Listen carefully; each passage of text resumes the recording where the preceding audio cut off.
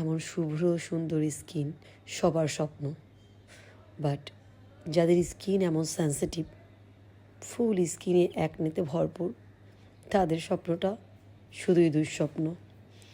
কিভাবে করবেন আপনার স্কিনের প্রবলেম সলভ? আপনি কি জানেন আপনার স্কিন অ্যাকর্ডিং প্রোডাক্ট ইউজ না করলে এই প্রবলেমসগুলো হতে পারে? আপনার স্কিনে যে অ্যাকনে আছে সে অ্যাকনেটা আসলে কোন অ্যাকনে সেটা কি আপনি জানেন? আপনার স্কিনে ছোটো ছোটো ঘামাচির মতো যে অ্যাকনে, সেটা বাম্পস। কিছু কিছু অ্যাকনে আছে যেগুলো চিপ দিলে এরকম ব্লাড বের হয়, প্যাপিউলস টাইপের অ্যাকনে।